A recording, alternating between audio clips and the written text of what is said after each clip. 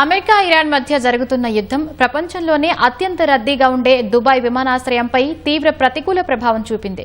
మధ్యప్రాచ్యంలో నెలకొన్న ఉద్రిక్త పరిస్థితుల కారణంగా విమానయాన సంస్థలు, ప్రయాణికులు ఈ మార్గాలను దాటవేస్తుండటంతో ఎయిర్పోర్టు రద్దీ భారీగా పడిపోయింది. అయితే ఎయిర్లైన్స్ క్రమంగా కోలుకుంటున్నాయని, యూరప్ సంస్థలు సైతం కార్యకలాపాలు ప్రారంభిస్తే అతి త్వరలోనే సాధారణ పరిస్థితులు నెలకొంటాయని దుబాయ్ ఎయిర్పోర్టు అధికారులు ఆశాభావం వ్యక్తం చేశారు. ఫిబ్రవరి 28న ఇరాన్పై అమెరికా, ఇజ్రాయెల్ దాడుల అనంతరం మొదలైన యుద్దం గల్ఫ్తో పాటు యూఏఈ ప్రాంతంలో విమాన రాకపోకలకు తీవ్ర విఘాతం కలిగించింది. ఇరాన్ దాడుల్లో దుబాయ్ విమానాశ్రయం సైతం స్వల్పంగా దెబ్బతినడంతో ఆంక్షలు అమలయ్యాయి. ఈ పరిణామాలతో అనేక విదేశీ విమానయాన సంస్థలు మధ్యప్రాచ్య మార్గాల గుండా వెళ్లేందుకు వెనుకడుగు వేశాయి. ఫలితంగా ఈ ఏడాది రెండో త్రైమాసికంలో దుబాయ్ ఎయిర్పోర్ట్ ద్వారా కేవలం 1,30,00,000 మంది మాత్రమే ప్రయాణించారు.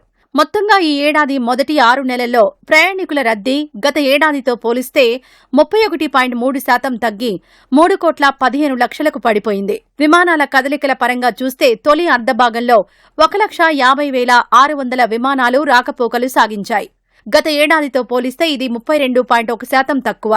అయితే పరిస్థితులు ఇప్పుడిప్పుడే మెరుగుపడుతున్నాయని Dubai airports CEO Paul Griffiths తెలిపారు. దాదాపు 2 నెలల పాటు అంతరాయం ఏర్పడినా ఇప్పుడు ప్రతి నెలా ప్రయాణికుల రద్దీ పెరుగుతోందన్నారు. తమ సొంత సంస్థలైన ఎమిరేట్స్, ఫ్లై దుబాయ్ సామర్థ్యం అప్పుడే 90% చేరుకుందని స్పష్టం చేశారు. యూరప్ తదితర ఓవర్సీస్ ఎయిర్లైన్స్ తమ కార్యకలాపాలను పూర్తిగా పునఃప్రారంభిస్తే కొద్ది రోజుల్లోనే 100% కార్యకలాపాలు సాగుతాయని, రాబోయే 3-4 త్రైమాసికంలో తాము మరింత దృఢంగా కోలుకుంటామని ఆయన ధీమా వ్యక్తం చేశారు.